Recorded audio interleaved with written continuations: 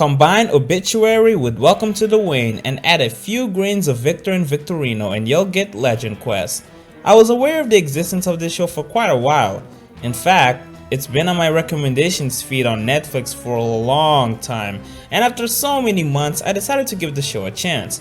Luckily, it only has 13 episodes released, so it didn't take me too long to finish it. So the main premise is that there's this boy called Leo who can see ghosts, which initially it was kind of established that he and a limited number of people can see ghosts, but afterwards it just kind of felt like pretty much anyone can see ghosts as long as it's convenient to the plot. But getting back on topic, Leo and his group of ghost friends, plus a weird creature called Alebrie, are on a journey to stop this big baddie called Quetzalcoatl.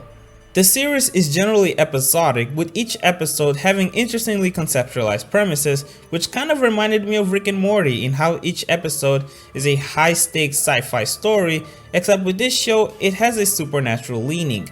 Speaking of Rick and Morty, there are some characters, especially villains, that have this grotesque design that reminded me of the extraterrestrial creatures from Rick and Morty, in a good way of course. Sometimes it's okay for characters to have ugly designs, especially when it's intentional and fitting to the nature of the character. Animation wise, it's positively competent with a few moments where you can tell that it's puppeteer animation.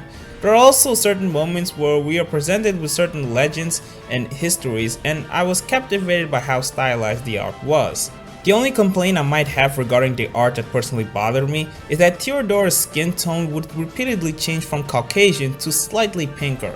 At first, I thought this was just a change of the color scheme to tell the difference between when she's in outdoor and indoor locations, but that wasn't the case. There might be another reason that could potentially explain this weird change, but I sure as hell have no idea. Speaking of hell, the show is more comfortable with expressing religiously sensitive ideas compared to most children's programming. Hell, they even say oh my god instead of oh my gosh, which is relieving. I can appreciate it as a breath of fresh air. The show takes place sometime in the past, and given my inexcusably low understanding of history, I can't tell with 100% certainty when the show takes place. According to legendquest.wikia.com, the current time in the show's world is 1808. I can't say if this is true or not, but at least other sources seem to agree that the show takes place in the 1800s, so it can't be too far away from that. As a result, the show manages to explore a variety of mythos and cultural ideas, which makes the stories fascinating. One of my favorites was when they created their own interpretation of the origin of the Tooth Fairy, which was both funny and cool. The only gripe I might have with the cultural incorporation is that I feel like there wasn't enough effort in the voice direction to make the accents more authentic.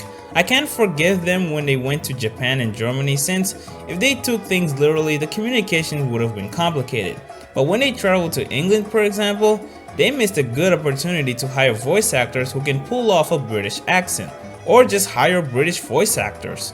Another problem I used to have, which is long gone by the way, is that Theodora wears fairly modern clothes and owns a smartphone, which doesn't really line up with the timeline of this series. But don't worry, this was later explained. This is no longer something that bothers me. I don't want to reveal any spoilers. In fact, me just saying to you that it was later explained is already too much information, so I should probably stop right here. But before I do, I did also wonder why the other guys never wondered what that smartphone was, but turns out they just thought it was some sort of magic device, which is reasonably excusable. The overall story is enriched with prophetical concepts somewhat similar to Mr. Incorporated, but then it took an almost subversive direction that I found to be clever, but also kinda confusing, which I might have to watch the show again to piece together some small puzzles. Unfortunately, I'm gonna have to give some slightly major criticisms. The reason the show managed to hold my attention was because of the story and the ideas it had to offer, which is really where it stops. Usually what makes me fall in love with a show are the characters, and in this show the main characters are some of the weakest aspects of the series. Leo, for example, basically has a cookie cutter protagonist archetype. He's fairly smart, not the most popular person among his peers, wants to be normal, has a girl he likes, and is in general a decent human being with a good heart. Now, this isn't to say that his character is poorly written or even that he's unlikable. In fact, I found myself rooting for him from beginning to end, so I can certainly say he did his job. It's just that I didn't find myself falling in love with him. I have no doubts I won't remember him after I move on from the show. In his defense, he's not worse than his love interest Marcella, which not only is she a generic love interest, but she's a boring one as well. She's basically what I would define as perfectly manufactured girlfriend, in which she has virtually no flaw or quirks and is almost the embodiment of perfection, which is incredibly uninteresting to me. To be fair, there was an episode where we got to learn something about her roots, which was a payoff to a certain moment in the first episode, which is definitely enough to give her more depth, but not really enough to find her interesting.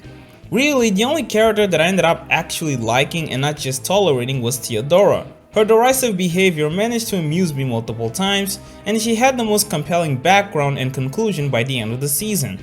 Don Andreas and Alibria were fine, and there was even an episode dedicated to Don Andreas that was pretty satisfying to watch, but they're not exactly extremely fun characters, and the chemistry between them and the rest of the characters isn't really that great. It's not bad, I would even say it's above average, but not all that great. I just didn't find the relationship between any of the characters to be that remarkable. Another thing I would like to point out is that around the end of the series, without spoiling too much, things got serious, but the show still wanted to maintain the comedic tone that it usually has. Now, I don't really mind tone switches, and I do understand the need to add humor to relieve us from the tension, but the timing was poor. I was honestly more annoyed than relieved, and my patience was being severely tested. Nevertheless, I do think this show achieved more good than bad. I'd strongly recommend this to every cartoon fan who likes plot-driven shows, as this was a good one. Anyway, I hope you guys enjoyed this video. Bye for now.